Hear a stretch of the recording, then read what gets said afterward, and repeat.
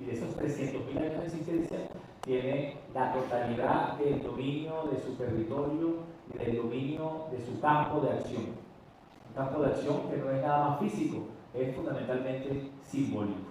Nuestra especie es una especie simbólica. Habitamos un territorio, pero también lo habitamos simbólicamente. Por ello, el Homo sapiens desarrolló la capacidad de hablar. Se puede decir que la principal herramienta tecnológica que puso al Homo sapiens por encima de los otros homínidos con los que compartía el territorio y con los que se disputaba el territorio, fundamentalmente es que esta especie de nuestro momento de la evolución logró tener ventaja en el sentido de que podía no solamente interpretar el mundo que lo rodeaba, sino codificarlo, sistematizarlo y comunicarlo. Ya esta primera herramienta lo puso al frente de la historia y lo hizo sobrevivir al lado de otras especies de homínidos y lo convirtió en la especie dominante. Y aquí el punto de inicio de nuestra conferencia.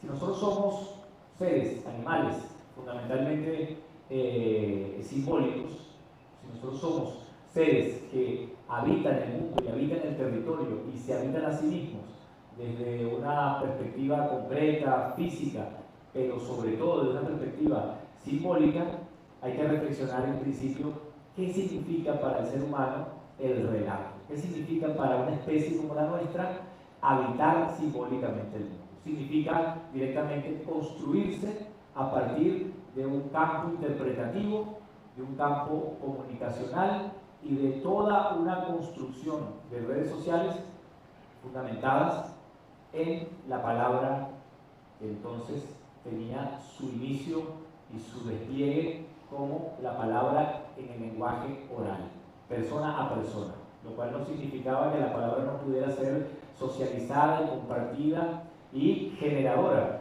de una comunidad más extensa. Habitar en la palabra significa que nuestras redes neuronales, nuestro pensamiento, nuestro sistema de creencias está sujeto directamente a la capacidad de narrar la experiencia humana. Narrar la experiencia humana para explicarla. El ser humano, el Homo sapiens, tuvo como fundamento, como inicio genésico, la necesidad de conocerse a sí mismo y de conocer el mundo. Un dato curioso que nos pone en perspectiva con la materia es que de las más de 15.000 guerras que hay registradas en la historia, 15.400 y tantas guerras registradas en la historia, guerras menores, guerras civiles, guerras cortas y las guerras más monumentales, de esas más de 15.000 guerras, la humanidad reconoce como la más famosa, como la más ejemplar y emblemática, la guerra de Troya. Todos hemos escuchado hablar de Aquiles, todos hemos escuchado hablar del caballo de Troya, de Héctor, de la famosa y trágica Helena. Todos hemos escuchado hablar, en definitiva, de un suceso que está en los orígenes de la civilización occidental y que, sin embargo, es posible que nunca haya sucedido. Es posible que la guerra de Troya no haya tenido un lugar de acontecimiento, que no haya sido un hecho fáctico, un hecho real, sino que haya sido precisamente un hecho mítico, construido a partir de un relato. Que la guerra más famosa del mundo sea al mismo tiempo una guerra inexistente, ya nos pone en perspectiva de la importancia que tiene para nosotros un relato. Pero además, el autor de la guerra, de la Ilíada, del poema que da vida a la guerra de Troya, se llama Homero, como todos más o menos pudimos ver en algún momento en el bachillerato. Y hoy la filología duda de que Homero haya existido. Es posible entonces que nuestra guerra más famosa no haya sucedido nunca, pero que además haya sido narrada por un autor inexistente, un autor fantasma. Entonces, ¿quién era Homero? Homero eran los distintos juglares que cantaban el poema de la Ilíada, cuya autoría es completamente desconocida, en todo caso una autoría colectiva, que se fue sistematizando en un libro por un tirano de Atenas llamado Pisístrato, que decidió convertir todos estos mitos en un libro, en la emergencia de la palabra ya escrita, y convertir ese libro en la ideología de los griegos. El libro de texto con el que se convertían los griegos en griegos era precisamente la Ilíada y la Odisea. Pero hay otro dato curioso que le añade al argumento, y es el hecho de que, si bien no existió la guerra de Troya, y si bien no existió Homero, tampoco existe el griego homérico. Es decir, en el idioma en el que habló Homero, no hay un registro cercano que nosotros podamos acudir a esa fuente para leer en su verdadera esencia a la guerra de Troya. Sin embargo, todos pensamos que la guerra de Troya sucedió y nadie está en condiciones de discutir si lo que enseña el mito allí, el talón de Aquiles, o el arte del engaño, o todo lo que puede considerarse un conflicto geopolítico a partir de un acontecimiento que desata las posibilidades bélicas, está funcionando y operando en nosotros como un mito que nos enseña algo. Todos tenemos entonces en nuestros genes y en nuestra configuración inicial de nuestro cerebro la semilla fundante del mito y del relato. Es tanto el poder del mito y del relato que un filósofo de la época, Platón, se planteó un combate directo contra la poesía, contra los poetas y la influencia que tenían en la capacidad de producir una percepción en el imaginario de los ciudadanos griegos. Tanto bregó Platón en hacer necesaria la búsqueda de la verdad, que se vio confrontado al poder del mito, a la sugestión del relato, a la sugestión de la capacidad de inventar poéticamente un mundo y una realidad. Y esto lo llevó a escribir en La República, su libro más emblemático, una condena a la poesía y a desarrollar una teoría de las ideas. Es decir, las ideas tienen que prevalecer sobre los deseos del cuerpo y tenemos que fundar una vida que sea recta en el sentido de buscar el origen y la verdad de las ideas. Incluso exponiendo su teoría de las ideas, fracasa y tiene que apelar ¿a qué cosa? A un mito. Tiene que decir, bueno, ya que no he podido enseñar esto de manera abstracta, voy a enseñarlo de manera mítica. Y nos plantea el mito de la caverna. ¿Qué dice el mito de la caverna? Nos dice, imaginémonos que hay una comunidad dentro de una caverna, habitada por hombres y por mujeres, que están atados de pies, de manos y de cuello, obligados a mirar la pared del fondo de la caverna. Esta gente ha nacido allí, ha vivido toda su vida allí y no tienen otra realidad que no sea la pared del fondo de la caverna. Ahora imaginemos que detrás de ellos, sin que ellos lo presientan, hay otros hombres que les están proyectando un fuego y sombras a la pared del fondo de la caverna. Lo lógico es pensar que esta gente sencillamente considere que la única realidad existente son las sombras que ven proyectadas al fondo de la caverna.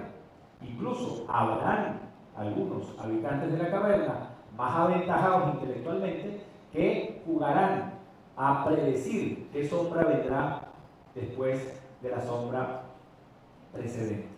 Y habrá gente incluso que pueda sacar de esa observación de las sombras relatos y cuentos fantásticos. Platón no explica nunca el porqué de esta comunidad.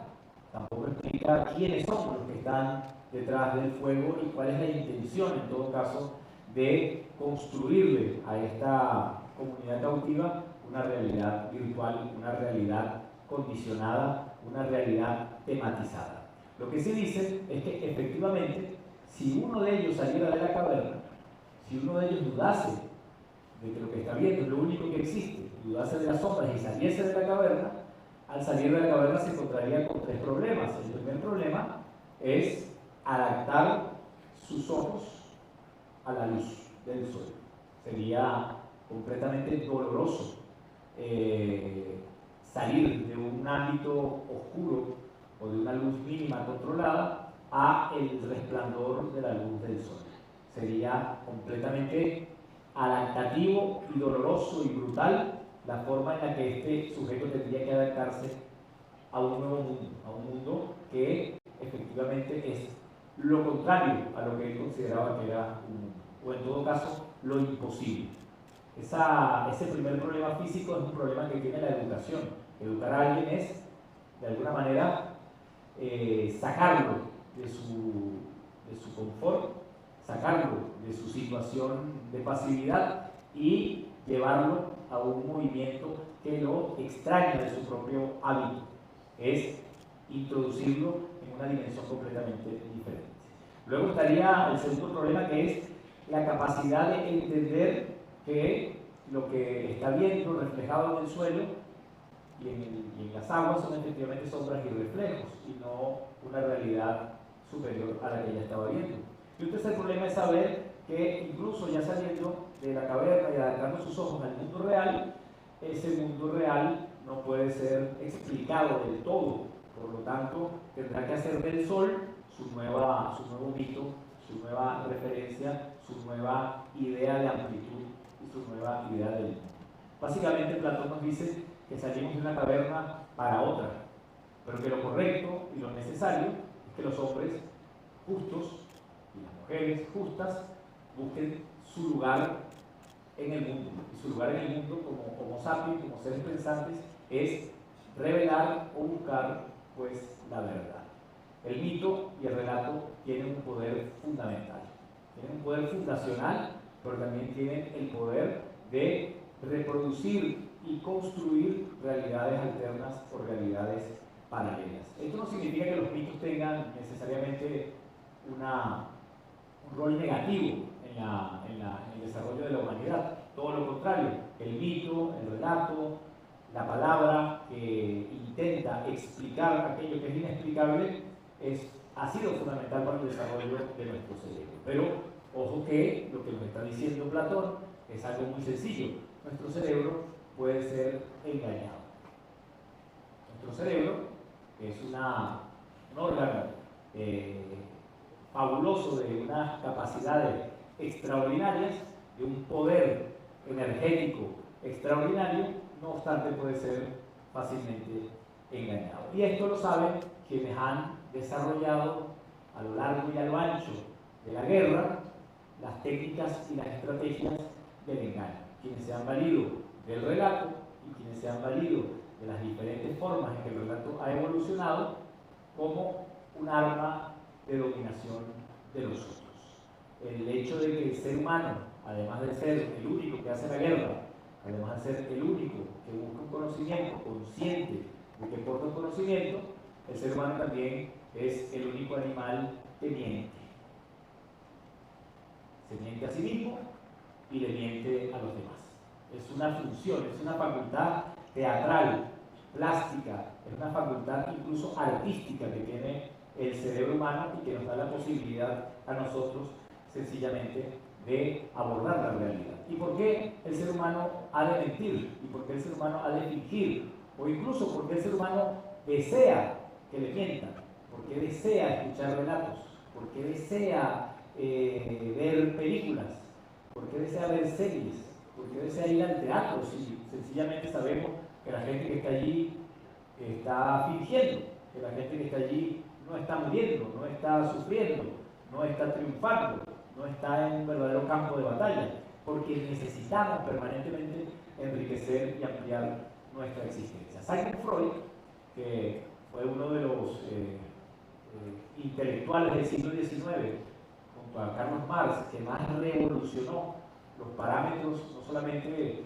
de la psiquiatría, sino los parámetros de la propia antropología, se dedica a preguntarse por qué el ser humano se ríe, aparte de las hienas, que lo hace por un efecto nervioso, neurológico. No hay otro ser humano que se ría. ¿Por qué el ser humano sueña? ¿Qué son los sueños? ¿Por qué el ser humano tiene una vocación artística? ¿Quiere recrear lo que ya está creado? ¿Y por qué el ser humano se equivoca? ¿Por qué dice una cosa cuando quiere decir otra? ¿Por qué mientras más se quiere ocultar, más se delata? ¿Por qué el ser humano comete eso que Freud llama el acto fallido? Y Freud responde porque quizá lo que hemos pensado hasta ahora durante el inicio de la Ilustración y hasta finales del siglo XIX, está sobrevalorado. Y es que la razón, como un efecto positivo, es la que describe al ser humano en su naturaleza. Quizás haya algo detrás de la razón, algo detrás de las palabras que no pueda ser explicado, donde se juegue quizá la mayor cantidad de información del propio ser humano. Más o menos Freud lo ve así: el ser humano ingresa al mundo cuando se apalabra, cuando aprende a hablar. Cuando aprende a hablar, aprende el valor de los objetos, el valor de la realidad, y aprende también las normas, la diferencia entre el bien y el mal, lo legal y lo ilegal, lo permitido y lo prohibido. Aprende los parámetros de la sociedad porque ha sido entrenado por una familia que lo educa sentimentalmente y por una escuela que lo educa intelectual y moralmente, a menos así confiamos que sea. Este ser humano ha entrado allí desconociendo el mundo en su vasta edad, pero adoctrinado por diferentes códigos legales, por diferentes ideologías, por diferentes mitos, por diferentes relatos. Y quizá allí no se agota la inquietud que tiene el ser humano de aprender el mundo y de expresarse en el mundo. Entonces dice Freud, quizá habrá algo distinto a lo que llamamos conciencia, quizá hay algo distinto a lo que llamamos razón, y eso es el inconsciente. Para Sigmund Freud, todo lo que no entra en la categoría de legal, de positivo y de permitido va directamente como una información biológica a depositarse en un banco que vendría siendo la caja negra de nuestro cerebro, que es el inconsciente. Allí está todo: nuestros miedos, nuestros anhelos, nuestros verdaderos deseos, nuestra energía reprimida, nuestra violencia, nuestra capacidad de desmesurarnos en el mundo, vamos a decirle una palabra fácil: nuestra animalidad. Esa animalidad con la que nacemos no se pierde, se educa, se forma, se domestica, pero la fiereza con la que la vida nos ha formado no se pierde. Como información se guarda y se aloja en el inconsciente. Pudiéramos decir que la guerra se hace con planificación científica, que la guerra se hace y se sistematiza desde una razón lógica, pero lo que mueve verdaderamente en el fondo, la fuerza que mueve en el fondo a pueblos hacia la guerra, no es otra cosa que sus miedos, sus anhelos, sus deseos y toda la energía que está reprimida en el inconsciente. Tenemos por un lado los relatos: nuestro cerebro se forma como un relato, se estructura como un relato contable, un relato digno, un relato que nos enorgullece, pero también se constituye de un contrarrelato, del lado oscuro de ese relato que dice lo que es inconfesable o indecible en público. Y ahí está toda nuestra energía. Esto es algo antropológico, esto no es algo que una característica que le pertenezca a unos y otros queden excluidos. Vean ustedes lo que es la Europa culta y la Europa positiva e ilustrada. De la Europa culta, positiva e ilustrada han salido las guerras más monstruosas que haya conocido la humanidad. De hecho, han salido las ideologías más inhumanas que ha conocido la humanidad, como el nazismo, el fascismo y el sionismo. La Europa culta, la Europa ilustrada, la Europa de la gran tecnología y la gran modernidad guarda, no obstante, en su inconsciente una pulsión de muerte, como le llama Freud, que se activa en ciclos históricos y que también es susceptible de ser manipulada y de ser manejada. Entonces, con este contexto, vamos a decirlo así, podemos nosotros entrar en materia. Sabemos que nuestro cerebro es parte de una evolución de nuestra especie, que la palabra ha sido un dispositivo que aceleró la configuración de nuestro cerebro, que ese cerebro se ha ido alimentando de información y que ese cerebro, a diferencia del cuerpo, tiene la capacidad de habitar no solo un espacio físico, sino de necesitar fundamentalmente un espacio virtual, un espacio que le permita al cerebro cumplir su función. Porque hay que decirlo, el cerebro es, sí, una máquina cuántica fantástica. Toda la tecnología que hoy existe en el mundo no ha sido otra cosa que la metáfora del funcionamiento de nuestro cuerpo y más recientemente de nuestro cerebro. Es una máquina poderosísima. Si la usáramos en su totalidad, bueno, lo primero que el cuerpo se quedaría sin energía y moriríamos. Si la usáramos a toda la potencia que tiene el cerebro, no tendríamos tanta energía, no tendríamos tanta capacidad química para alimentar la demanda que el cerebro tendría, biológica. El cerebro podría estar escuchando 20 conversaciones al mismo tiempo, podría estar mirando aquí y más allá. El cerebro pudiera tener una memoria que se parecería mucho a como hoy funcionan las inteligencias artificiales. El cerebro tiene una capacidad analítica de manejar distintos procesos al mismo tiempo. Pero el cerebro también tiene una función radical, elemental, que es la siguiente. El cerebro sabe que vamos a morir y por lo tanto su función elemental y prioritaria es evitar la muerte. Nuestro cerebro quiere, necesita trabajar en todos los procesos cognitivos que lo lleven a prolongar la vida y a evitar la muerte. Y con esto también decimos, nuestro cerebro busca directamente el placer y se aleja del dolor. Es reducción biológica del cerebro. Pudiera acusárseme de reducir para efectos pedagógicos las funciones del cerebro, pero no. Yo que estudié filosofía y que doy clases de filosofía, entiendo por qué. En mis clases de filosofía tengo 2 alumnos, pero en mis clases de comunicación social tengo 60, y en las clases de derecho, más o menos por ahí, y en las ingenierías, y en la medicina, y en todos los oficios prácticos, concretos, relacionados con la supervivencia, tenemos más gente interesada.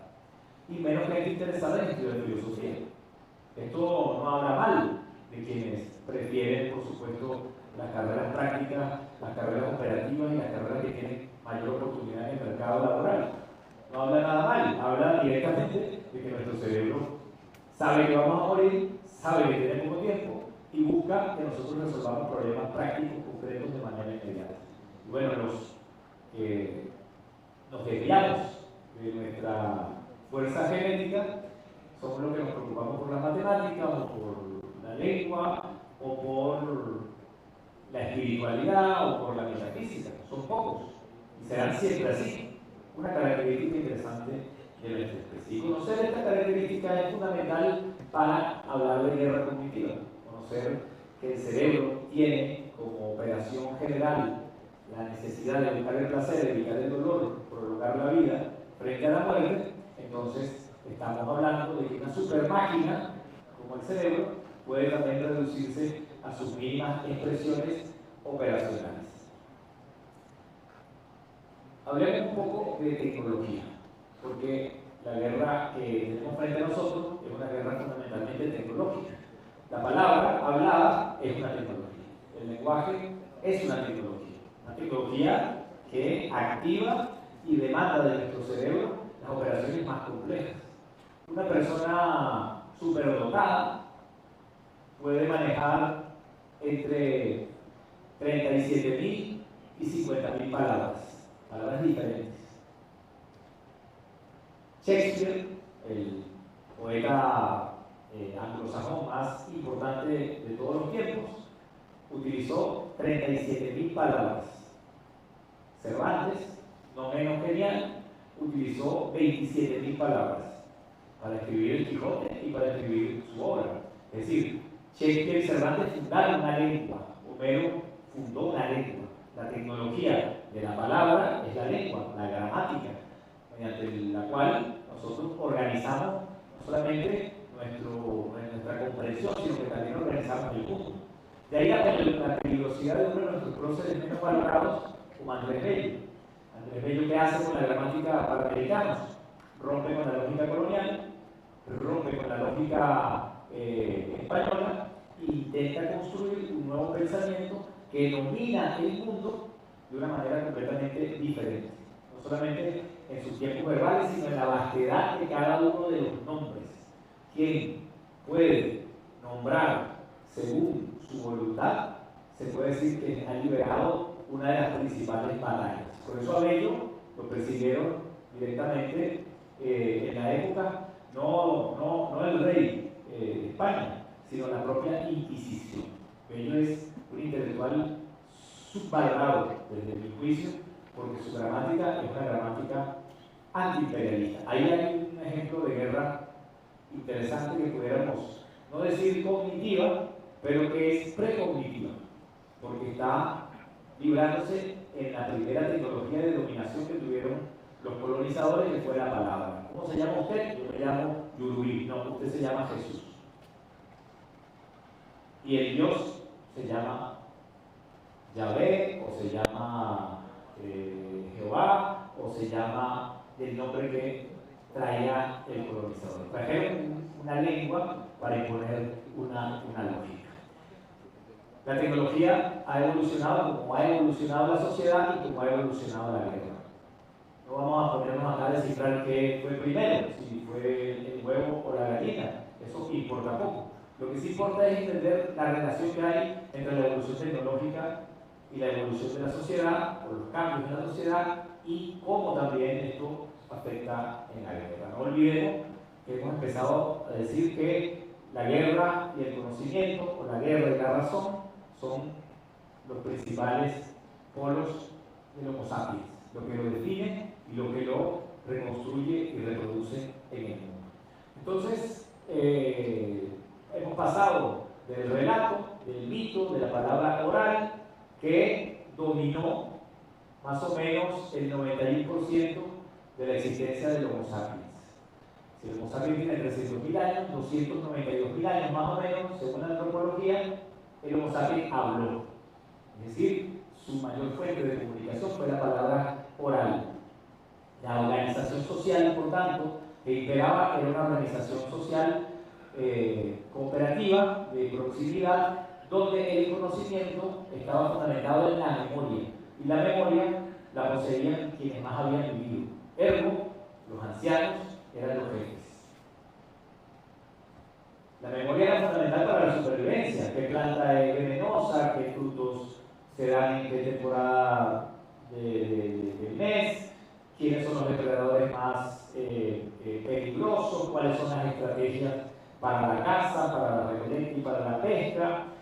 La información que se transmitía de generación en generación era fundante de una civilización. Pero conforme cambian las eras, cambia también la sociedad y cambia también el individuo. Marshall McLuhan fue un comunicólogo canadiense, uno de los más interesados en desentrañar la sociedad de su tiempo. Él vivió la época de la transición de la era eléctrica, la invención de la electricidad a finales del siglo XIX, y todo el impacto que tiene la electricidad en su sociedad contemporánea. Fue un estudioso fundamentalmente del relato, de la retórica y de cómo ella se reproducía en las nuevas tecnologías de su momento, la radio, la televisión, el cine. McLuhan se plantea el entendimiento de los artefactos tecnológicos como transformadores de las relaciones humanas y como transformadores del individuo. Él decía que un medio no era otra cosa que la extensión del ser humano. Así la rueda era la extensión del pie, así la ropa, la extensión de la piel, el micrófono, la extensión de la voz, la televisión, la extensión de los ojos, y podía relacionar cualquier tipo de herramienta con la extensión de una facultad del cuerpo humano. Pero también decía que la extensión de una facultad del cuerpo humano se revertía a su vez en la amputación de un sentido humano. Es decir, si yo para llamar por teléfono a mis familiares o llamar por teléfono a mis superiores en la década de los 80, tenía que tener una agenda manual, escrita a mano para llamar por teléfono y en el mejor de los casos, memorizar los teléfonos más importantes, con el uso de la tecnología digital, ya no necesito hacerlo. ¿Por qué? Porque puedo marcar directamente, o puedo decirle al teléfono, llama a fulana, Siri llama a mi esposa y Siri llama a mi esposa. ¿Cuál es el teléfono de mi esposa? No me lo sé. ¿Por qué? Porque no necesito sabérmelo. ¿Por qué? Porque la tecnología ha sustituido mi capacidad de memoria corta. ¿Qué decir de la memoria larga? Si hay algo que potencia mi capacidad de comunicación, también castra mi facultad natural de memorizar determinada información que es necesaria para nosotros. Vamos a pasar a la para que veamos un poco a qué se refiere McLuhan con la historización de la tecnología. Él dice que hubo una época en que éramos tribales, de la época de las cavernas, más o menos hasta la invención de la escritura. La invención de la escritura, que tiene diferentes registros en la antropología, plantea una revolución no solamente de la técnica de la información y la comunicación, sino una revolución de las sociedades, y de la estructura de la propia sociedad. La escritura que tiene alrededor de 4.000, poco más de 4.000 años, según se registre, los sumerios, con la escritura cuneiforme, los egipcios, con la escritura en papiro, en cueros, y finalmente los griegos, que son los que se roban siempre todos los derechos de autor, porque pareciera que el mundo nace en Grecia, cuando realmente es África quien registra los mayores avances en este sentido, y también es Oriente, porque China ya había construido tecnologías de escritura y de soportes físicos de la escritura mucho antes. En Grecia es donde se populariza el libro, donde el libro se convierte en una herramienta de comunicación, pero también en una herramienta de sustitución de la memoria. Los poetas que cantaban los poemas homéricos tenían una memoria excelente, pero además el verso en el que construían esos poemas tenía un ritmo y una métrica que favorecía la memoria. Era una mnemotecnia, había una capacidad técnica para memorizar datos y memorizar conocimientos. En el campo militar, ustedes estarán de acuerdo conmigo en que memorizar coordenadas, memorizar información es fundamental. Y entre menos sea vulnerable esta información que acumulamos, mucho más poderosa va a ser esta información. Así que la capacidad que tiene que tener un soldado, que tiene que tener un cuerpo combatiente en operaciones tácticas en cuanto a información, es clave. Porque sabemos que cuando vayamos a terrenos hostiles, no podemos depender de la electricidad, no podemos depender de la conectividad, no podemos depender absolutamente de nada que no sea el conocimiento que tenemos nosotros mismos del territorio y el conocimiento que tenemos del adversario. La pérdida de esta capacidad es una pérdida que tenemos que entender como una gran vulnerabilidad.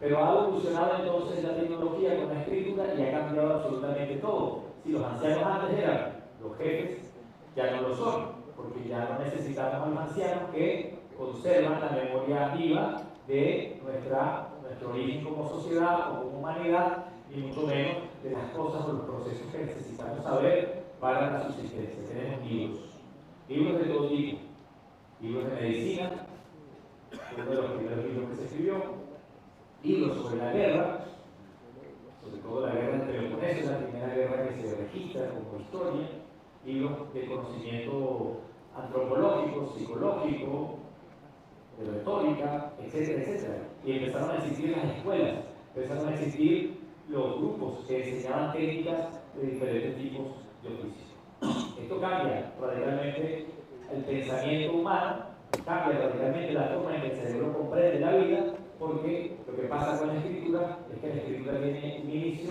y tiene un final. Lo que pasa con la escritura es que la escritura es lineal, empieza en un lugar y termina en otro. Si somos árabes, entonces empezamos en la derecha y terminamos en la izquierda, luego el izquierdo. Si somos occidentales, empezamos en el lado derecho y terminamos en el lado izquierdo. El pensamiento se vuelve lineal. El relato tiene necesariamente tiempos, y esos tiempos están concatenados. Hay un origen, hay un presente y hay un futuro. Hay un pasado, hay un presente y hay un futuro. Y esta construcción del mundo es una construcción que no solamente es lingüística, es la construcción que nosotros tenemos en este momento. Hoy nosotros creemos que lo que pasó ayer ya pasó. Hoy nosotros creemos que lo que pasó hace casi 2 meses con la agresión contra Irán ya pasó. Y no tenemos capacidad de saber que eso sigue pasando, o que está pasando, o que todavía estamos en ese tiempo desde el punto de vista bélico o desde el punto de vista geopolítico. Para McLuhan, la tecnología ha cambiado al ser humano, su papel en la historia es cambiar al ser humano, sus relaciones sociales, pero también su relación consigo mismo, su relación con su cuerpo. ¿De acuerdo? Un ejemplo que él pone en la evolución de las tecnologías es la invención de la imprenta. Se inventa la imprenta, tampoco se inventó en Europa, por cierto, se inventó en China, pero ese no es el tema acá. Vamos a centrarnos en el registro que hace McLuhan con la invención de Gutenberg, la imprenta de Gutenberg. Con la imprenta de Gutenberg, ¿qué se pudo hacer? Se pudo hacer el libro masivo. Antes había libros de papiro, muy difícil elaboración, muy costosos, que solo lo tenían pequeñas élites ilustradas. ¿De acuerdo? Estamos hablando de una tecnología que era de élites. No es que la gente empezó a escribir inmediatamente, no es que hubo planes de alfabetización inmediata. No, las élites dominaban el libro, dominaban las bibliotecas, dominaban la memoria, dominaban los oficios. Y la mayoría analfabeta no tenía acceso a esta tecnología. Pero con la invención de la imprenta se aceleran las cosas. El libro se puede masificar. Y uno de los registros de los cambios políticos más importantes que trajo a la imprenta fue la aceleración de la división de la Iglesia Católica. La Iglesia Católica se divide porque es posible imprimir Biblias. ¿Y cuál era la crítica que hacían los entonces reformistas? Muy sencilla, decían, el cura está leyendo en latín algunos salmos, pero no tenemos constancia de que esté efectivamente interpretando la palabra de Dios como está escrita. Por lo tanto, lo que proponemos es entregarle Biblias a los pobres y que nadie se comunique directamente con Dios. Con lo cual, ya no habría que ir a la iglesia, ni habría que pagar diezmo, ni habría que contribuir con esta transnacional religiosa que era la Iglesia Católica. Y el protestantismo logra dividir a la Iglesia Católica a través de la propaganda y a través del ejercicio directo de la lectura. Se puede decir que sin la imprenta no hubiese prosperado el protestantismo o no hubiese sido la fisura que fue. Un ejemplo de cómo una tecnología impacta a una estructura de poder o cómo una tecnología puede cambiar nuestra relación con el conocimiento, incluso nuestra relación con la propia fe. Para McLuhan hay la era prealfabética, o la era que llama tribal, la era de la oralidad. Ya dije, 292.000 años, no es poca cosa. Está la era de la escritura, 4.000 años hacia acá. Está también la era mecánica, donde la revolución industrial empieza a transformar la industria de la guerra, pero también la industria del conocimiento, con la prensa escrita, con la producción de libros, con la ilustración. Pero también esta era sufre un cambio, como dijo el general Pedro López, disruptivo, con la invención de la electricidad. La invención de la electricidad se pierde de vista, porque obviamente nosotros somos, todos los que nacimos acá, somos de la era posteléctrica, pero ¿qué era el día y qué era la noche antes de la electricidad? ¿Qué era la temporalidad? ¿Qué era el tiempo del trabajo y el tiempo del ocio antes de la electricidad? ¿Qué era el relato antes de la electricidad? ¿Qué era, en todo caso, el libro antes de la electricidad? Pues lo era todo. Con la electricidad se acaba esto. El día se une a la noche se vuelve productiva y se unen ciudades que remotamente podían considerarse vecinas. Se unen países que remotamente pudieran considerarse parte de una misma geografía. Y la electricidad, el tendido eléctrico, que es una metáfora del sistema nervioso humano, lleva la electricidad a todas partes y transforma la economía, transforma también las relaciones sociales transforman nuestra relación con el conocimiento y el ser humano empieza a verse, a considerarse como parte de algo mucho más ancho que su Estado-nación. Los Estados-naciones, de alguna manera, empiezan a desdibujarse con la invención de la electricidad. Los Estados-naciones, que nacieron con la escritura, dejan de ser lo importante. Y lo importante ya no es el Estado-nación, sino lo que importa es una comunidad mucho más amplia y mucho mayor, unida por el comercio, por la cultura, pero también por el interés de dominación que existe en las tecnologías.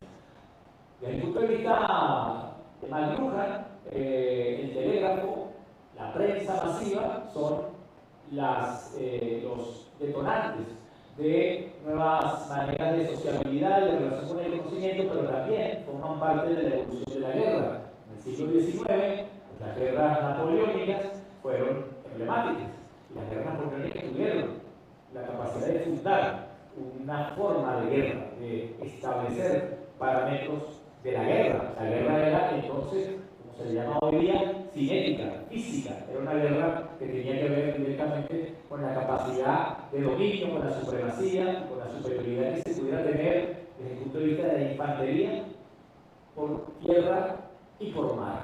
Es el inicio clásico de los parámetros de guerra. Tanto que las guerras napoleónicas fueron influyentes en todas las guerras que se dieron luego en el siglo XX, desde el punto de vista doctrinal. Se puede decir que la guerra, que también tiene sus reglas y sus parámetros, sufrió aquí en nuestro país un cambio profundamente ético con la visión que tuvo Bolívar y que tuvo Sucre en aquel armisticio, donde se regularizan los protocolos de guerra y se considera la guerra como parte de un conflicto que puede ser, no obstante, humanitario o que siempre debe ser humanitario. Ahí hay un aporte ético de nuestro ejército libertador para el mundo. De hecho, el derecho internacional humanitario tiene su fundamento en esta doctrina. Pero hacia la primera mitad del siglo XX, con la Primera Guerra Mundial y el periodo de entreguerras, podemos nosotros hablar que hay una evolución conceptual de la guerra porque hay un desarrollo industrial.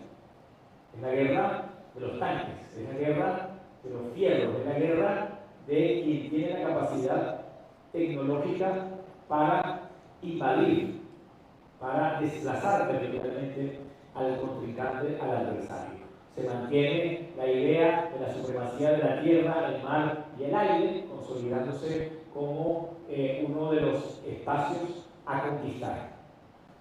Quien pudiera tener mayor capacidad de bombardeo aéreo tendría supremacía y superioridad a la hora de conocer la posición de las tropas enemigas y también de adelantarse o anticiparse a cualquier confrontación en el territorio. Pero ¿cuál es la tecnología que domina durante la primera etapa del siglo XX? Es la radio, fundamentalmente. La prensa la tenemos como un acervo comunicacional que viene del siglo XIX, donde se construye el pensamiento, donde se construyen los estados de opinión, pero la radio fue completamente nueva. La radio estaba entrando en vigencia, en vigor, hacia finales de la Primera Guerra Mundial y sobre todo tenía que ver con la capacidad de información y de contrainformación que los ejércitos se prestaban y se brindaban. La capacidad de tener un radio era la capacidad de adelantarse a los acontecimientos y de manejar la información en tiempo real. Esto le dio a la guerra un salto cualitativo extraordinario. Allí empieza la información a ser la munición clave. Ahí empieza a ser la información el verdadero poder para anticiparse, para el factor sorpresa y para todas las doctrinas que vienen desarrollándose con la evolución de la guerra. Entonces la radio es fundamental, es un invento que no se podía entender sin la electricidad, es un invento que no se podría entender sin el poder que tiene la palabra y el poder que tiene la comunicación a través de la palabra, porque durante las comunicaciones entre ejércitos habían códigos, habían palabras claves, palabras cifradas que se compartían para evitar la intercepción de la radio. Por eso, en este conflicto empieza a surgir la capacidad que tiene la contrainformación y la contrainteligencia de cifrar el mensaje del oponente. Hacia la segunda mitad del siglo XX se mantiene como dominio estratégico la tierra, el mar, el aire y el espacio, con lo incipiente del ciberespacio, con las primeras tecnologías que empiezan a constituirse a partir de la invención de la red, a partir de la invención de la Internet. Pero casi que siendo predominante la radio.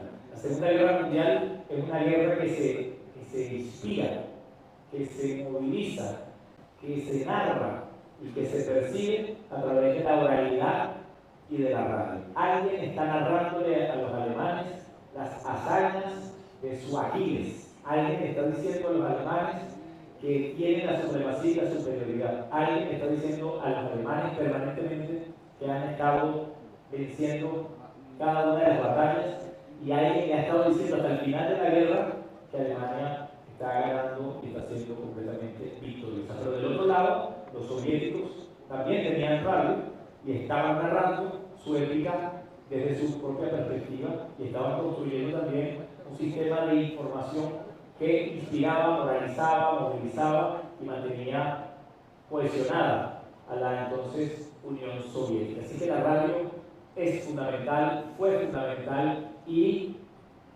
hizo que la Segunda Guerra Mundial tuviese las características que tuvo la Segunda Guerra Mundial, que tuvo, por ejemplo, una estética.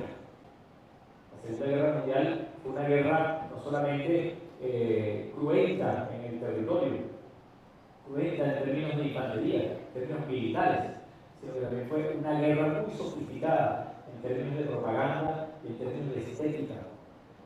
Ganaba la guerra también quien inspirase a su pueblo y a otros pueblos el sentimiento de admiración y el sentimiento de superioridad. De ahí que los nazis cuidaban tanto su imagen, de ahí que los nazis se esmerasen en construir uniformes, que por cierto eran uniformes diseñados por las principales empresas norteamericanas de la sastrería e inglesas de la sastrería, que hoy se ocultan y que hoy se consideran salvadoras de la Segunda Guerra Mundial.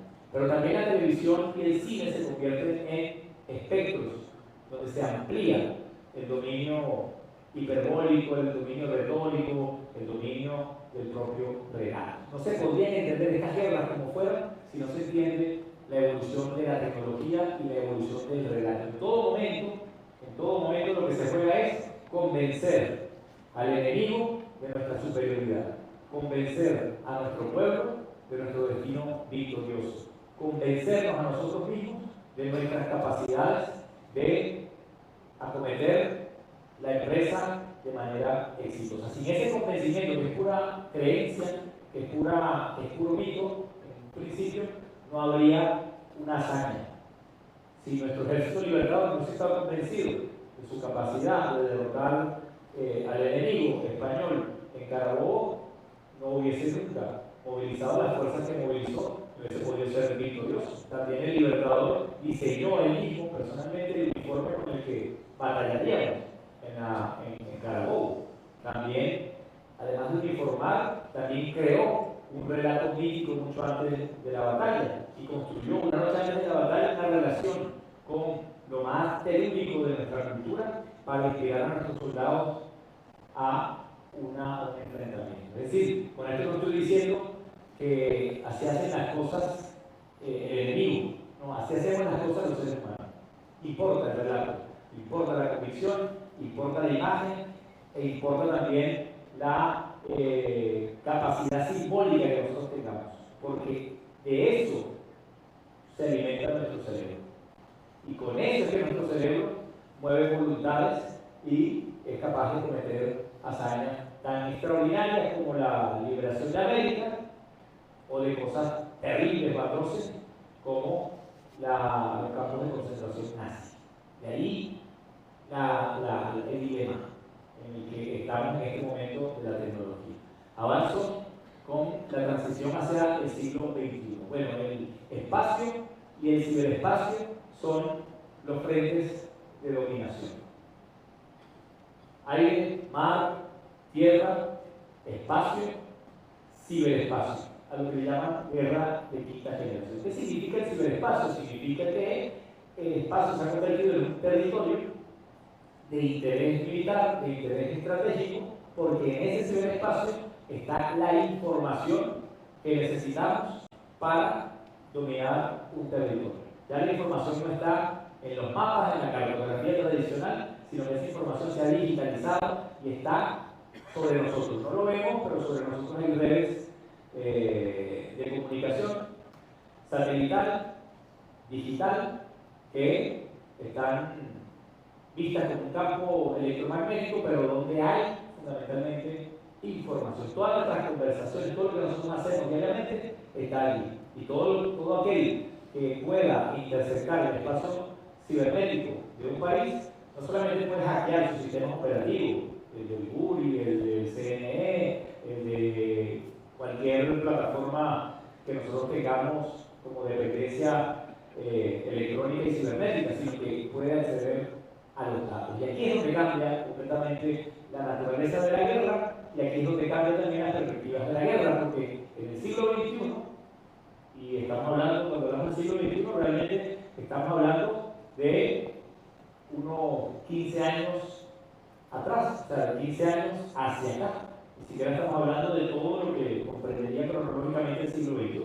En 15 años más o menos hemos visto la emergencia disruptiva de nuevas tecnologías de comunicación y de información que han cambiado absolutamente todo, tanto como lo cambió la palabra oral, como lo cambió la palabra escrita, como lo cambió la revolución industrial, la era eléctrica, y yo creo que este cambio que estamos viendo pudiera ser uno de los más abruptos en la historia de la evolución de la humanidad, mucho más que la invención de la agricultura, la ganadería y de la escritura.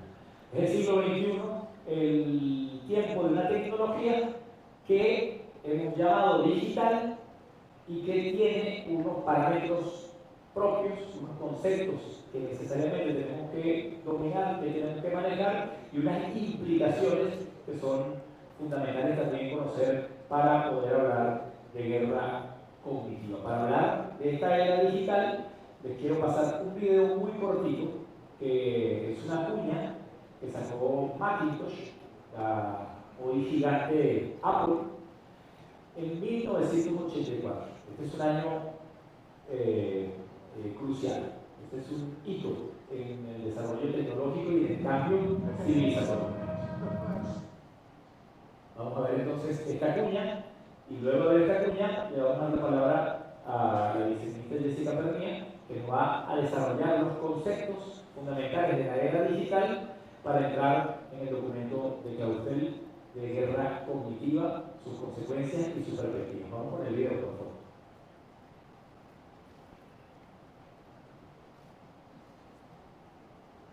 Un poquito atrás, empecé en el principio.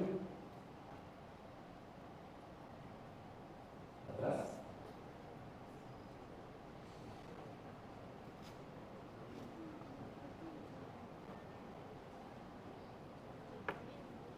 Sobre la razón del bicho.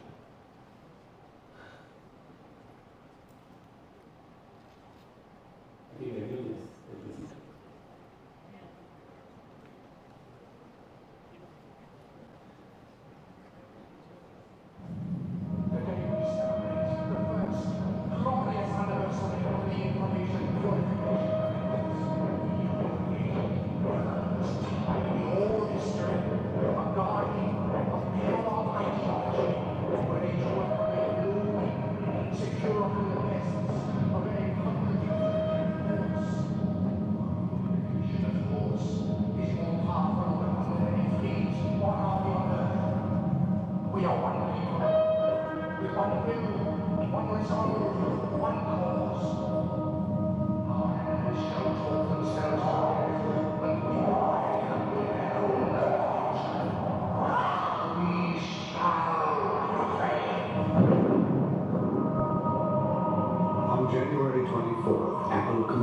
Introduce Macintosh, and you'll see why 1984 won't be like 1984.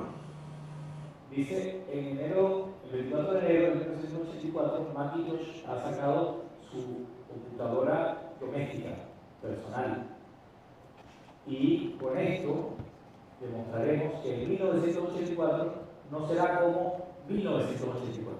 Se refiere al libro famoso de George Orwell, el escritor inglés, que describía en su distopía una sociedad totalitaria, una sociedad fundamentada en el control del Estado sobre la vida privada, fundamentada en un líder llamado el Gran Hermano, que tenía el control absolutamente de todo lo que pasaba en su país, de la información, de los cuerpos policiales y militares, pero sobre todo tenía la capacidad, este Gran Hermano, de controlar nuestra mente a través de unos dispositivos que describía Orwell, muy parecidos a los televisores de ahora, con la capacidad de proyectar un solo mensaje, el Gran Hermano, pero también de vigilar a sus ciudadanos. Cuando Orwell escribió este libro, que es a principios de los 70, se pensaba que una tecnología así era completamente ilusoria. Un televisor que tiene la capacidad de mirarnos a nosotros mientras nosotros miramos la televisión. Orwell escribió este libro como propaganda anti-estalinista.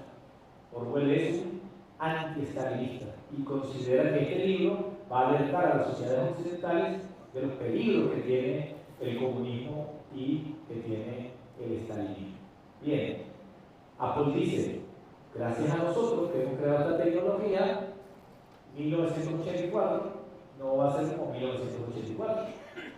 Y efectivamente no es igual, porque por lo menos el Gran Hermano tenía la decencia de regalarnos el televisor desde el cual nos vigilaba. Pero las empresas como Macintosh, o Samsung, o Sony, o Ericsson, o las que fueren, no solamente nos vigilan, sino que además nos venden más cara la tecnología con la cual nos vigilan mejor. Es decir, el televisor es 4K, en 4K lo vamos a vigilar. El televisor tiene mucho mejor sistema de audio, lo vamos a escuchar incluso cuando esté en el baño. El televisor se ve en colores que son a la perfección. Es que con esa perfección queremos ver la intimidad de su casa y queremos ver al detalle cómo se mueve su grupo familiar. ¿Y cuánto cuesta eso? Pues es más caro, porque es más caro vigilarlo 4K que vigilarlo en HD. Se da un paso muy peligroso en 1984 y es el paso de una tecnología que al comienzo fue de control masivo, como fue la televisión y el cine, y la prensa y la radio, a la posibilidad de que esta tecnología pueda controlar cada una de las personas que se ponen frente a los dispositivos. Vamos a darle la palabra a Jessica Pernia para que nos hable un poco de esta era digital desde el punto de vista de los conceptos de ciudadanía.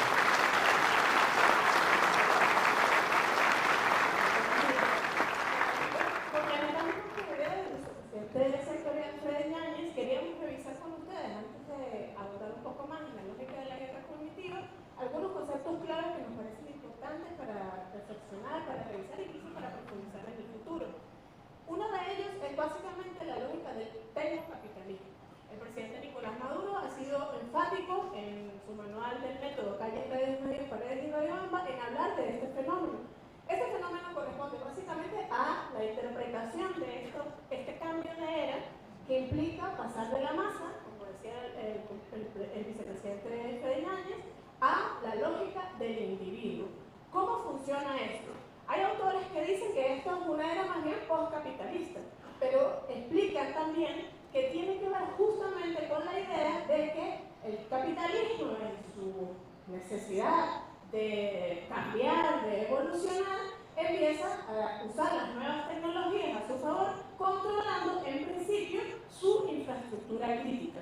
Todo lo que tiene que ver con el manejo tecnológico, el desarrollo de la tecnología, software, hardware, todos los experimentos militares o científicos que se están haciendo en materia de tecnología, básicamente es controlado por las grandes corporaciones, que buscan de esta manera generar una lógica que tiene que ver en principio con una lógica económica, es decir, hacer de esto también un negocio. Este negocio tiene que ver básicamente con el control de la infraestructura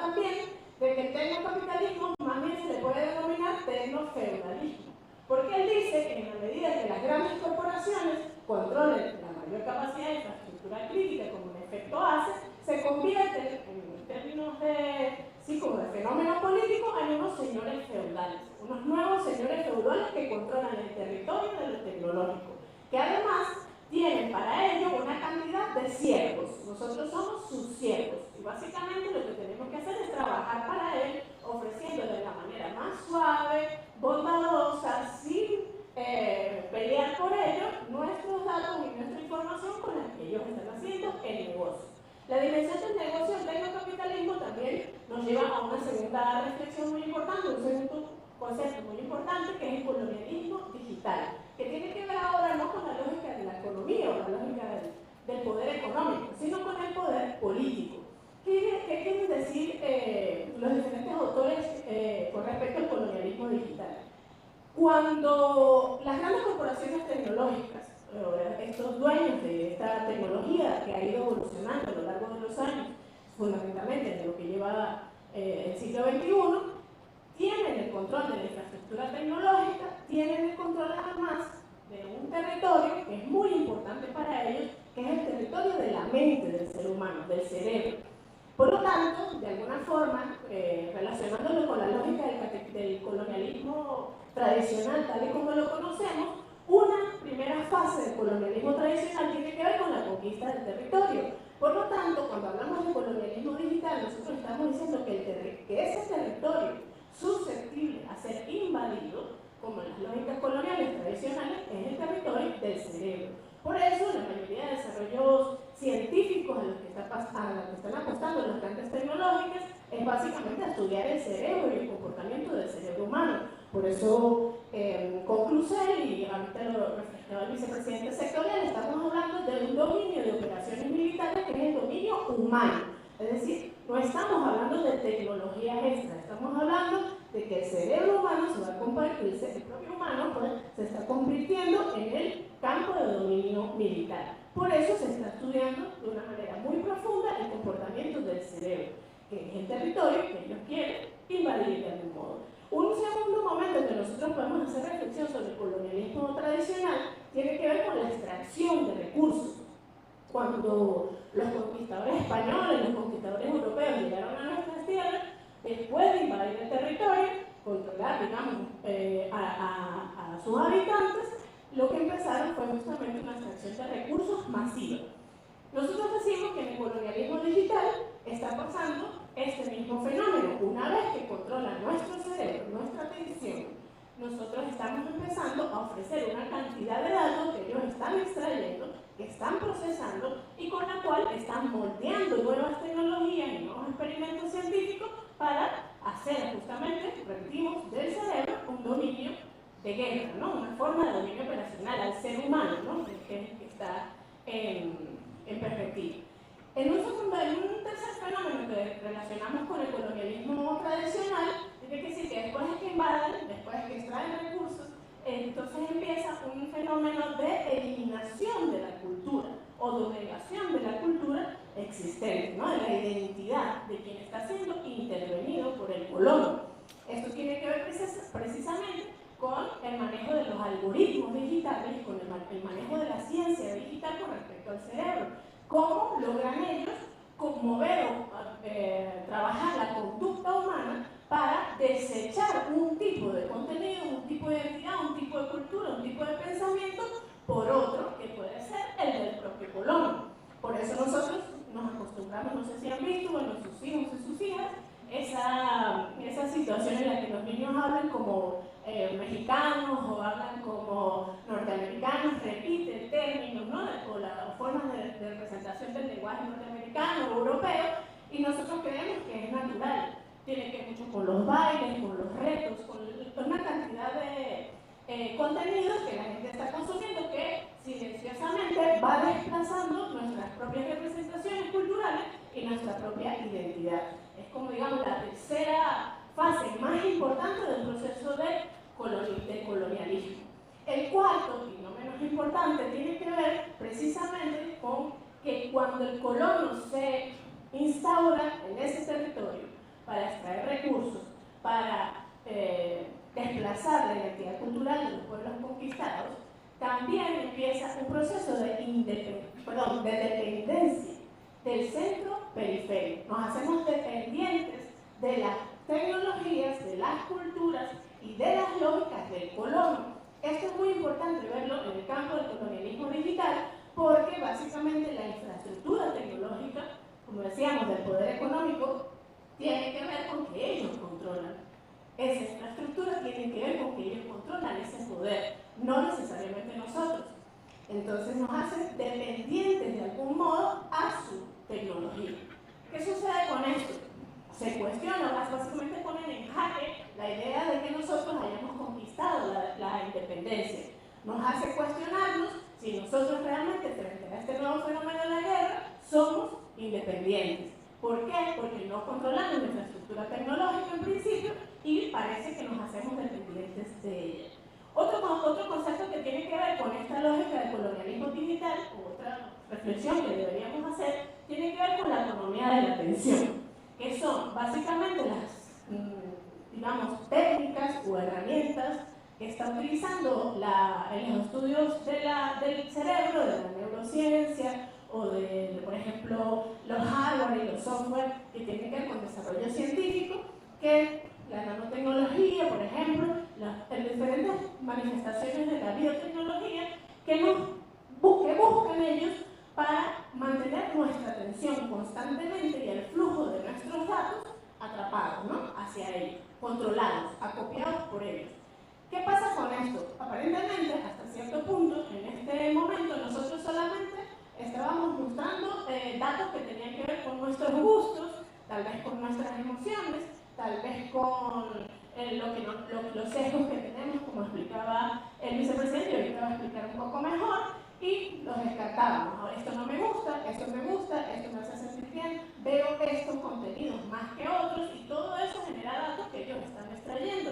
Pero el tema es que en el desarrollo de la tecnología, de la economía de la atención, y todo lo que tiene que ver con la biotecnología fundamentalmente, el estudio del cuerpo humano, de su calor, de sus sensaciones, de sus movimientos, de su lenguaje corporal, básicamente están desarrollando ahora tecnología que tiene que ver incluso con el estudio de las ondas cerebrales, es decir, ni siquiera es lo que movemos con el dedo de scroll en los celulares o los movimientos que hacemos en nuestras cuentas, en nuestros perfiles, lo que nos gusta o no, sino que ahora están también buscando la manera en que se suavice o se aligere o se dependa menos de hardware especializado, por ejemplo, de esos cascos con electrodos que usan para hacer pruebas de lo que se llama la verdadera telepatía, ¿no? Que no sé si ustedes lo han estudiado, pero tiene que ver con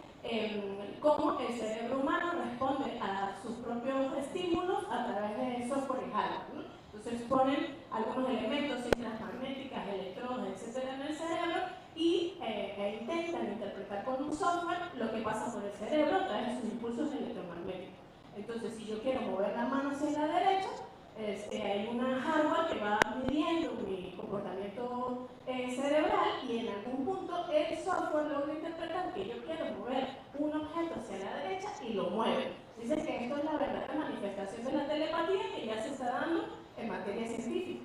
Sin embargo, están yendo mucho más allá, porque para ahorrar en términos de hardware, para no tener que comprar grandes cascos, cintas con las que tienen que probar a la gente, ponerle unas cosas para leer todos sus impulsos, básicamente los celulares están viviendo con esa tecnología de interpretación de la onda cerebral, de los impulsos eléctricos, para empezar a medir lo que nosotros pensamos y empezar a interpretar incluso por ese tipo de tecnología. A ese nivel ha llegado la economía de la atención, que tiene que ver con estos rasgos, estos grandes conceptos que nosotros queremos reforzar aquí para poder entender un poco más de qué va la guerra cognitiva que el vicepresidente va a seguir desarrollando.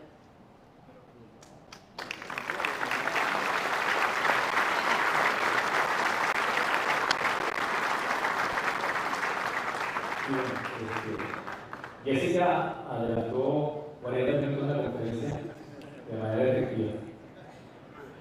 Vamos a la lámina siguiente. para que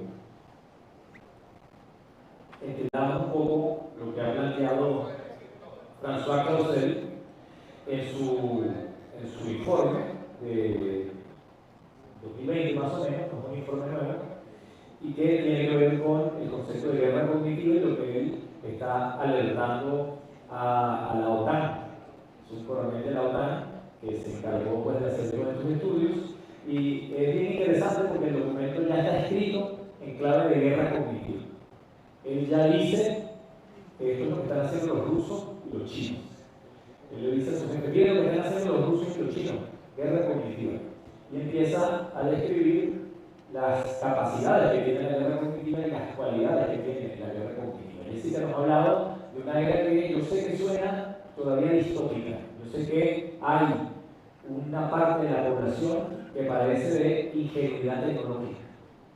Es decir, que su relación con la tecnología es una relación que hace desde la fe, desde la creencia de que la tecnología es sinónimo de progreso y es sinónimo de bienestar, y entiende de la tecnología los beneficios que le aporta. Le ahorra tiempo, le ahorra espacio, le ahorra dinero en algunas ocasiones, le ahorra en todo caso eficiencia para su vida cotidiana. Y eso es verdad, la tecnología pues tiene estas cualidades y muchas otras. Nosotros no somos acá hippies que están proponiendo apagarlo todo, de irnos al campo y volver a la oralidad, cosa que por otra parte sería imposible. La tecnología tiene, obviamente, virtudes extraordinarias, pero nunca olvidemos que la tecnología tiene un origen, y ese origen es militar. Toda tecnología tiene un origen en un principio de guerra, un principio de control y de superioridad frente a una condición espacial, social, etc. Por lo tanto, cada vez que tengamos tecnología en nuestras manos, sepamos que estamos efectivamente en un campo de guerra y en un campo de batalla, como lo ilustra esta gráfica hecha con inteligencia artificial. Este es el mapa que está actualmente en todos los puestos de comando de la OTAN. Yo, por lo menos, no tengo ninguna duda. Tienen todos los otros mapas, por supuesto que tienen la faja del Orinoco mapeada, y por supuesto que tienen mapeadas todas nuestras bases y centros militares, por supuesto que tienen mapeada toda nuestra capacidad y arresto operacional, pero también tienen fundamentalmente un departamento de gente que no parece militar y que está analizando el objetivo. Tienen una cartografía del cerebro. Lo que nosotros tenemos acá en esta lámina que presenta Clausel en su informe no es otra cosa que un diagnóstico concreto de las operaciones cerebrales, de cómo funciona la mente, en términos más sencillos.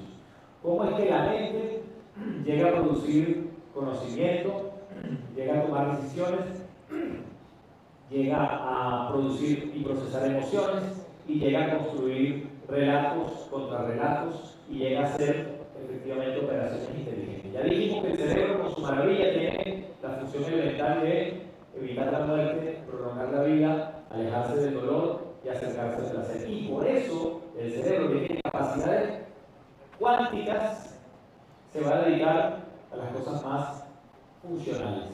Así que nuestro cerebro tiene cerca de 180 sesgos cognitivos. Y esta es la clave de la guerra cognitiva. ¿Qué son los sesgos cognitivos? Son las operaciones prácticas que tiene el cerebro para actuar.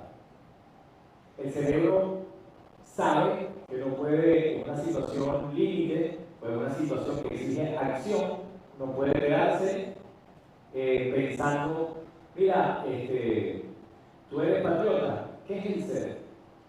El ser, en tanto que ser, puede ser en tanto que no ser. No, el cerebro no opera así. Lo forzamos para operar así. Y lo forzamos porque el cerebro puede producir un pensamiento abstracto deslumbrante, pero el cerebro tiene que resolver problemas cotidianos. Tiene que resolver problemas elementales, por lo tanto, se plantean 4 filtros fundamentales. todos nuestros cerebros. 4 aspectos fundamentales. ¿Qué debo saber o recordar? Es lo primero. Mi cerebro, o lo que queda de él, tiene unos parámetros de un ministro de comunicación. Por lo tanto, lo que yo tengo que saber diariamente son cosas que me ayuden a mantener informado al comandante en jefe, a mantener el frente comunicacional de la revolución activo, a evitar los ataques comunicacionales del enemigo y también muchas otras cosas operativas como que los satélites estén funcionando, que los equipos estén desplegados, que la logística lista. Todos esos elementos están configurados en el cerebro actual que yo tengo para poder funcionar. Entonces, ¿qué debo saber? Yo solo debo saber qué dijeron los gringos, qué dicen en Georgetown, qué dice el enemigo, cómo se comportan las redes, qué es lo destacable de nuestra gestión de gobierno, cuál es el titular que es más aprovechable de lo que ha dicho el presidente, investigar sobre guerra cognitiva. Por lo tanto, salirme de esto es dispersarme y, por supuesto, es estar vulnerable a cualquier tipo de error. ¿De acuerdo?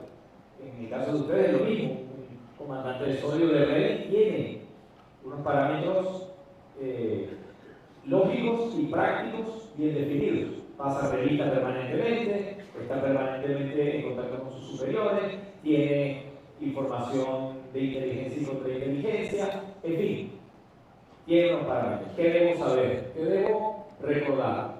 Y por acá abajo tenemos otro parámetro que es ¿qué necesito hacer? O sea, tomar decisiones rápidas. Si en algún lugar se entiende el problema de la toma de decisiones, es en el ámbito militar. Porque hay que tomar decisiones permanentemente.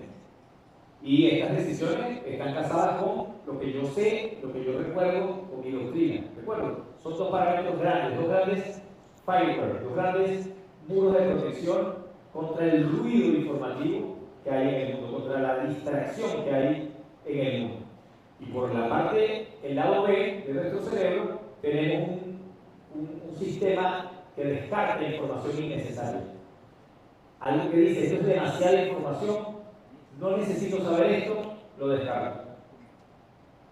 Y por supuesto, tiene también un algoritmo natural que dice qué información, o discrimina qué información no necesito ahora, pero me puede servir para el futuro. Ustedes, por ejemplo, no necesitaban directamente los primeros 50 minutos de mi conferencia. Y quizá lo que más necesitan ahora es lo que vamos a hablar. Pero algo del inicio de la conferencia le dará sentido en algún momento práctico a la información que tenemos ahora frente a nosotros. Porque necesitamos saber el poder del relato. Porque si no sabemos el poder del relato, todo lo demás pareciera ser sencillamente una fantasía. ¿Qué información necesito para el futuro? Esta información no la necesito ahora, pero la necesitaré para el futuro. Efectivamente, el cerebro la va a procesar. Ahora bien, si nosotros tenemos estos 4 flancos bien protegidos, nuestro cerebro va a funcionar de manera ordinaria y de manera efectiva. Pero dentro de nuestro cerebro hay, como he dicho, 180 sesgos cognitivos. Una conferencia no alcanzaría para explicar desde el punto de vista de la neurociencia cómo es que nuestro cerebro toma decisiones tan rápido, cómo es que nuestro cerebro termina resolviendo situaciones de manera tan rápida, no siempre efectiva, pero sí rápida y oportuna, cómo nuestro cerebro está entrenado para tomar una posición frente a una cantidad de información que se nos escapa de las manos procesar. Sobre todo en este momento donde la estrategia del enemigo, fíjense que no es la estrategia de la desinformación nada más, o no es la estrategia de la manipulación psicológica nada más. La guerra cognitiva se vale de la guerra de información y de la guerra psicológica, pero no es lo mismo. A ver, la guerra de información, ¿qué sería? Desde el punto de vista concreto, la guerra de información es la acción por controlar la información. Tanto la información que yo voy a recibir como la información que haré circular. Por lo tanto, si yo controlo la información, puedo intoxicar la información para el enemigo y puedo dosificar la información para mi propio ámbito. Esto es el siglo XX, cuando las corporaciones tenían el control de los titulares, cuando los titulares del periódico creaban el estado de opinión, cuando un pequeño grupo económico decidía qué teníamos que pensar sobre el deporte, sobre la cultura, sobre la política, sobre los crímenes, cuando la estructura de la opinión pública se decidía como si fuese un periódico, se editorializaba. Y por lo tanto, lo que no existía en el periódico no existía. ¿De acuerdo? Pero eso es el siglo XX, macabro, pero hay algo que lo supera en perversidad y peligrosidad. La guerra psicológica, en cambio, es conocer cuáles son los mitos fundacionales de tu enemigo, de tu adversario, cuáles son los relatos que configuran a tu adversario, donde expresa sus miedos, sus deseos, sus anhelos, y trabajarlos desde ahí, desde adentro. ¿De acuerdo? Socavar. Lo que hicieron en los años 80 con Bolívar. En los años 80 pusieron una cantidad de pseudointelectuales, de pseudohistoriadores, a desmitificar a Bolívar. Por ahí todavía está Elías Pili Urrieta insistiendo en que Bolívar es una araña, insistiendo en las supuestas fechorías del Libertador, porque psicológicamente esa operación tiene la función de que se nos caigan los mitos fundacionales y que por lo tanto se nos caiga nuestra autopercepción. Es macabro, pero eso es del siglo XX. Entonces, ambas cosas se unen en una guerra cognitiva cuyo objetivo es hackear los sesgos cognitivos del cerebro para producir lo que produciría un bombardeo en una ciudad. ¿Qué produce un bombardeo en una ciudad? Caos. ¿De acuerdo? Destrucción de zonas estratégicas, pero fundamentalmente caos.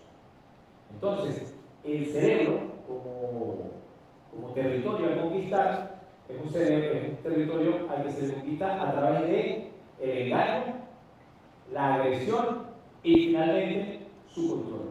Pero el cerebro es de las cosas más difíciles de controlar. Es decir, cuando el cerebro tiene sesgos, esos sesgos son muy difíciles de vulnerar. Es imposible, ojalá lo escucharan, pero espero que a través de nuestros dispositivos nos escuchen allá en la OTAN. Es imposible que a un bolivariano o a una bolivariana lo convenza de traicionar a su padre, porque el bolivarianismo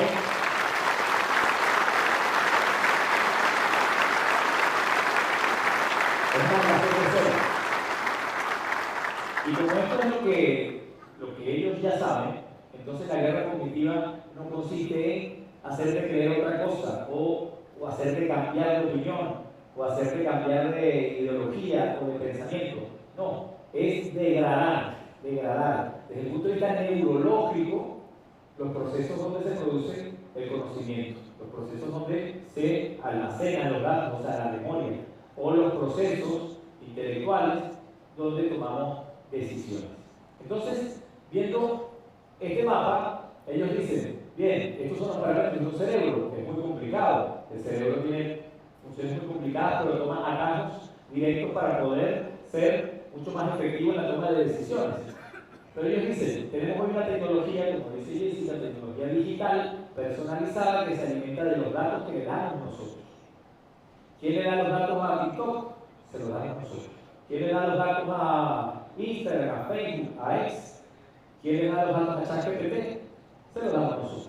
Se los damos de manera voluntaria, pero también se los damos de manera inconsciente. Ya hablamos de Freud en el inicio y de la importancia que tiene el inconsciente y toda la emocionalidad y toda la producción de energía que todavía no se llega a convertir en palabra o en razón y que habla más de nosotros que cualquier carta de presentación o cualquier currículum.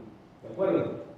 Entonces, todo eso está encriptado en nuestro cerebro y todo esto es el objetivo del enemigo, que es hackear el cerebro. Es hackear el cerebro humano. Adelante. Naomi Klein, que es una autora norteamericana, y escribió un libro sobre la doctrina del shock, una de las teorías de una economista que fue premio Nobel, bueno, ahora no recuerdo bien el nombre, y ella decía en ese momento que la doctrina del shock básicamente funcionaba para dominar a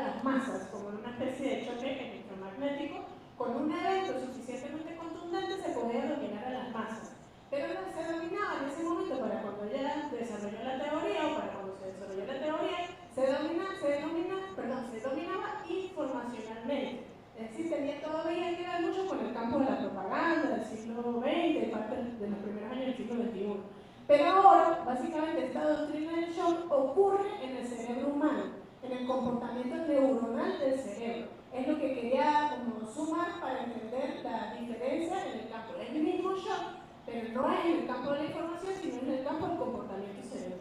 Justamente donde se produce nuestra toma de decisiones, nuestra voluntad, nuestra memoria afectiva, memoria de largo plazo, memoria de corto plazo, en fin, todos los procesos intelectuales que conocemos tienen un sustrato físico, neuronal, neuroquímico.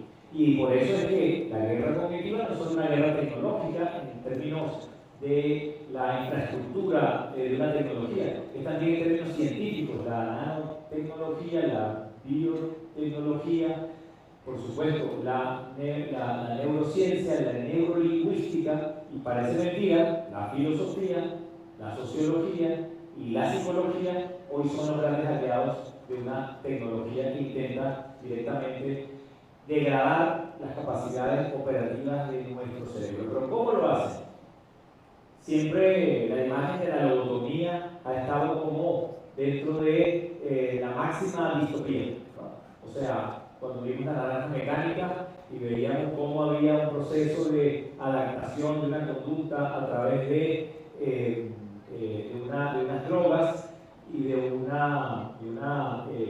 condicionamiento psicológico, todo aquello nos parecía a nosotros también distópico. Pero hoy estamos con una tecnología que tiene la capacidad de producir de nosotros mismos todos los datos psicométricos que se pueden tener de una persona, ya no de un pueblo, ya no de un colectivo, ya no de un partido político, ya no de una etnia, persona a persona. Es la guerra cognitiva. Todos estos sesgos que están acá se pueden resumir en sesgos que nos permiten a nosotros asociaciones inmediatas o rechazos a priori de personas, situaciones o contenidos.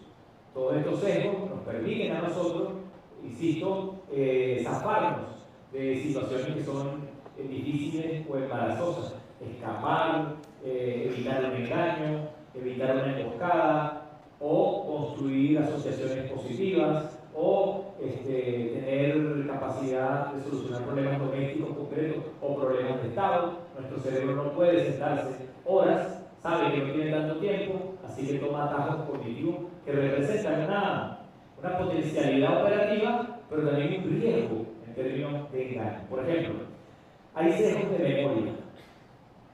Nuestro cerebro tiene sesgos de memoria. Para poder almacenar mucha información, entonces tiene algoritmos que le permiten memorizar de un modo. Esos sesgos de memoria, por ejemplo, está el sesgo de disponibilidad. En términos militares, el sesgo de disponibilidad es de lo que yo cuento con lo que yo tengo, independientemente de que lo que yo tenga o lo que yo cuente sea efectivamente comprobable. Es lo que yo creo tener y con lo que yo creo contar. Militarmente, cualquier ejército querrá exagerar su amenaza recordando su poderío. Eso lo vimos recientemente en la llamada guerra de los 12 días, la guerra que perdió el Estado colono sionista contra el Estado de Irán, contra la República Islámica de Irán. Hacerle creer al adversario que yo tengo una disponibilidad superior a la de él. El domo de hierro, el famoso domo de acero, hoy sabemos que era más un arma de propaganda, un arma disuasiva que un arma efectiva de defensa, porque es cierto que el domo de acero tenía una tecnología y tiene una tecnología de avanzada, pero el costo de mantenimiento de esa tecnología la hace ineficiente para una guerra prolongada. Es decir, el gran costo que tiene las municiones y el mantenimiento de este domo lo hace ineficiente para una guerra que trascienda los 15 días o el mes. Sin embargo, todos creímos, hasta hace muy poco, en que la disponibilidad que tenían ellos era superior y que por lo tanto podía ser inexpugnable, ¿no? Pero también nosotros resaltamos, vemos cómo se resaltan en los medios de comunicación para mantener amedrentada a la que han sido conmovedores y que entonces inhiben a las personas de participar. Todo eso está en la memoria. Recuérdense cuando nosotros, cuando alguien ofende a Venezuela, nosotros le decimos, recuérdense que nosotros fuimos el primer país que hizo caer a un imperio. Eso está allí, eso está en la memoria, eso es un hecho factible. Pero desde el punto de vista cognitivo, ese hecho opera inspirando lo que nosotros somos también capaces de hacer. Y el cerebro así almacena los acontecimientos, y por eso es importante la historia y es importante también el relato. Pero también hay sesgo de atención. Hay una atención que es meramente selectiva. Nosotros prestamos atención a qué? Prestamos atención a las victorias que vamos teniendo nosotros. No prestamos atención en una guerra a las derrotas. Nadie estaría en una guerra publicando las bajas que ha tenido. Todo el mundo publicaría o preferiría publicar las victorias que ha tenido sobre el enemigo. Es un sesgo de atención. ¿Dónde pongo el foco? ¿Dónde me fijo? ¿Dónde construyo la posibilidad de reafirmarme? Hay sesgos de decisión, por ejemplo. Está el efecto de arrastre, ¿no? El efecto de arrastre es muy peligroso, porque el efecto de arrastre significa que si yo veo que mucha gente está corriendo hacia algún lado, efectivamente mi cerebro me va a decir, corre también hacia ese lado. Si alguien hoy grita que hay fuego en el salón de al lado, nadie está en condiciones de ir a confirmar si hay fuego en el salón de al lado. Todo el mundo saldrá corriendo inmediatamente a salvarse, porque así es como funciona el cerebro. También hay sesgos emocionales. Está el sesgo de la mera negatividad, está el sesgo optimista. Dos sesgos que nos movilizan y que no siempre son buenos consejeros desde el punto de vista de su aislamiento, porque no podemos ser meramente optimistas y pensar que nada va a pasar en una confrontación, y no podemos tampoco ser meramente pesimistas o derrotistas, porque eso sería una parálisis. Todos estos sesgos, el que más podemos mencionar para hablar de una tecnología fulminante, una tecnología que tenemos que poner nosotros en cuestionamiento, es el sesgo de confirmación. El sesgo de confirmación nos dice que si yo tengo viendo a una persona que vende helado frente a mi casa durante 5 años, lo más posible es que mi cerebro confíe más en esa persona que en cualquier otra. Si yo me consigo a esa persona, de la cual no sé nada, en la muralla china, es muy posible que yo lo considere un hermano, lo considere familia, es muy posible que yo lo invite a almorzar, aun cuando no sepa quién es esa persona. ¿Por qué? Porque mi cerebro lo ha visto tanto que ya confía en él. Entonces, el sesgo de confirmación dice que si alguien tiene una creencia, la manera de adherir a esa persona a tu estrategia no es contradecirle su creencia y cambiarle su creencia, sino directamente reafirmarle su creencia.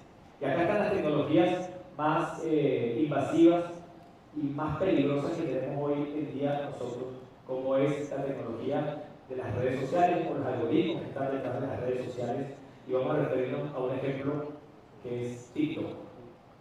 En Venezuela hay cerca de 20 millones de cuentas de Facebook. Es la red social mayoritaria. No la más influyente, pero la más grande en términos de personas activas en esa red.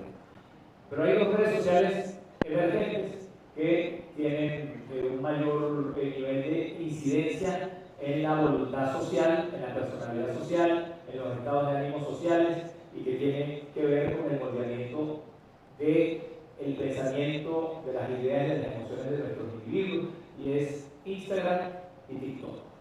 De estas dos, TikTok es la que tiene el algoritmo más invasivo y más peligroso. ¿Qué hace TikTok? ¿Cuál es el algoritmo de TikTok? TikTok dice: soy una plataforma que te va a mostrar videos cortos, que están relacionados con la recreación, con la diversión o con lo lúdico.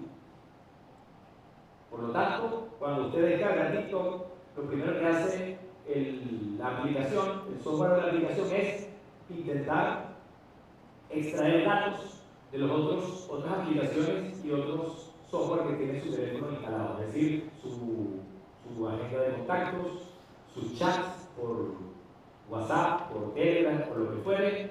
va también a ir al navegador que más utiliza y va a hacer un escaneo de su huella digital, es decir, de las páginas web que usted ha visitado en los últimos tiempos. Y con esa primera información en el dispositivo, esa primera información le va a dar a TikTok una clasificación de quién es usted o cómo podría ser usted en un grupo, en un sesgo, en un grupo. Y le va a arrojar un primer feed, que es un feed genérico. Ese feed genérico son por lo general videos anodinos, videos que no dicen aparentemente nada o que no tienen aparentemente nada de peligrosos o de riesgosos. Pero estos videos están diseñados por un algoritmo de la polarización del gusto. Son videos donde se van a mostrar de manera muy sutil cosas antagónicas, cosas contrarias. Por ejemplo, videos de gente bañándose en la piscina o videos de gente en una fábrica. No son antagónicos esencialmente, pero son completamente contrapuestos. Cuando usted ve los primeros videos de TikTok, a TikTok le va a alcanzar con sus primeros 5 minutos para saber entonces una clasificación mucho más directa de quién es usted. ¿Y eso cómo? Porque la cámara que tenemos frente a nosotros, cámara a la que ya hemos entrenado para abrir nuestro celular sin necesidad de apretar un código, porque es más cómodo, porque es más eficiente, porque es más seguro. Es seguro quizás que nuestra esposa no nos vea el teléfono, pero la verdadera amenaza no son nuestros familiares. La verdadera amenaza es quien controla el tráfico de datos. Ese rostro que ya hemos entrenado ha sido vectorizado y ha sido interpretado. A partir de un estudio psicométrico del gusto, de la polarización del gusto, qué cosas nos agradan y qué cosas repelemos, TikTok va a tener la posibilidad de hacer una tercera clasificación para otorgarle un feed mucho más acorde con su sesgo de confirmación. Ahí sí le van a empezar a aparecer videos que a usted le gustan. Y usted dirá, qué chévere esta tecnología, porque ¿cómo sabe TikTok que a mí me gusta el fútbol? ¿O cómo sabe TikTok que a mí me gusta el boxeo? ¿O cómo sabe TikTok que a mí me gusta la literatura, o el cine, o la comida, o lo que fuere? Entonces esta tecnología empieza a dialogar con sus sesgos cognitivos. Y con sus sesgos cognitivos, esta tecnología empieza a producir datos que son cada vez más exactos y cada vez más milimétricos, tanto que puede TikTok saber mucho más de nosotros mismos de lo que nosotros sabemos de nosotros mismos. Y TikTok puede, por lo tanto, en una combinación algorítmica de datos, no solo saber lo que usted está pensando. Fíjense que en las redes sociales, el negocio de las redes sociales no es el contenido, no es llenarnos la cabeza de propaganda antibolivariana. Ese no es el trabajo de las redes sociales. También lo hacen, pero su negocio no es ese. Su negocio es el futuro. Es decir, ¿qué decisión va a tomar usted mañana? ¿Qué va a hacer usted en una semana? ¿Cómo se va a sentir usted en un mes? ¿Cuáles son sus prioridades de vida en un año? Lo puede saber porque tiene billones de datos que van desde lo que decimos, lo que escribimos, lo que hacemos, las páginas que visitamos, lo que leemos y por supuesto lo que no le decimos, lo que mostramos con nuestra expresión corporal y lo que permanentemente estamos haciendo, porque esto tiene radares y monitores de absolutamente todo lo que nosotros hacemos. Todo eso va a una Big Data. Y en la Big Data se clasifican estos datos y estos datos son vendidos al mejor postor.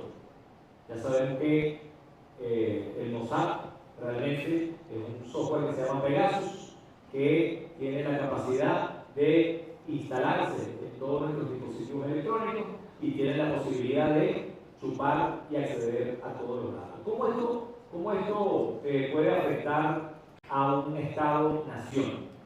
Los datos míos individualmente no sirven de nada, no importan. Los datos de cualquiera de nosotros, aislados de manera individual, no tienen ningún valor. Pero nuestros datos juntos, todos los datos de un país juntos, lo que está viendo un país en su diversidad permanentemente, por donde navega, lo que escribe, lo que dice, lo que siente, se convierte en un dato demasiado poderoso para poder incidir en los estados de ánimo, en los estados que terminan siendo explosivos o conflictivos o creadores de crisis para una guerra. Si ellos logran controlar eso, entonces nosotros estamos, digamos, en una situación en la que el ejército invasor no lo vamos a ver desembarcar en ningún puerto, sino que efectivamente va a estar en cualquier lugar. Lo que pasó el 28 de julio, y con esto cierro, tiene que ser estudiado, el 28 de julio de 2024, tiene que ser estudiado desde la perspectiva de la guerra cognitiva. Por supuesto, desde la perspectiva y los flancos de toda la guerra difusa que la Fuerza Armada Nacional Bolivariana ha venido estudiando y construyendo sobre ella una doctrina que es, para mí, inspiradora, pero tiene que también incorporarse el campo de la neurociencia y el campo de los sesgos cognitivos. ¿Por qué? Porque piensen ustedes quiénes fueron y quién fue el sujeto que se activó para el inicio de una crisis violenta en nuestras calles. Fueron muchachos de entre 14 y 17 años. Ninguno votó, no tenían la edad para votar. Y los que tenían la edad para votar tampoco votaron. Tenían un patrón en común. Todos tenían familiares migrantes en el exterior.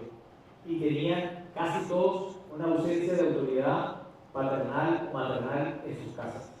Eran muchachos que estaban a la deriva y que estaban siendo criados prácticamente por los algoritmos de la información y la comunicación. Estos muchachos no manifestaban una ideología política adversa a la revolución bolivariana ni al bolivarianismo. Se puede decir que son sujetos completamente despolitizados, completamente desentendidos y desarraigados de un contexto político o de un contexto ideológico. Entonces, ¿por qué participar? ¿Qué nos movilizó a participar de una situación que pudo haber sido el inicio de una guerra civil o el pretexto para una invasión? Efectivamente, lo que nosotros tenemos como información recaudada es que estos muchachos tenían un estado emocional puramente negativo. No sentían ningún tipo de empatía por sus vecinos y ningún tipo de empatía por su familia. No tenían ningún proyecto de vida a realizarse y tenían una visión de futuro. Fíjense que no tiene nada que ver con la generación que ellos armaron en la fiesta mexicana, con la emergencia de una derecha juvenil de las universidades ricas de nuestro país, a las que sí programaron como unos ideales de ultraderecha, a las que sí programaron una perspectiva de poder, a las que sí construyeron como unos líderes que vendrían a suceder y ponerse en una Venezuela completamente neoliberal. Estos no. ¿Y los sacaron de dónde? De nuestros barrios. ¿Cómo? Con el manejo de las emociones, de la información y de los algoritmos que detonaron en un estado emocional, obviamente con operadores en el territorio, porque también hubo claves en el territorio que movilizaron a la gente, que le pagaron a los muchachos, pero el estado anímico fue directamente, no tenemos duda, un estado anímico dirigido desde la guerra cognitiva, desde un ensayo de guerra cognitiva. Por eso duró tan poco. La efusividad y la descarga violenta fue de horas. Tuvo mucho que ver el extraordinario despliegue de la Fuerza Armada Nacional Bolivariana, de las fuerzas policiales y también de la inteligencia regular, por supuesto.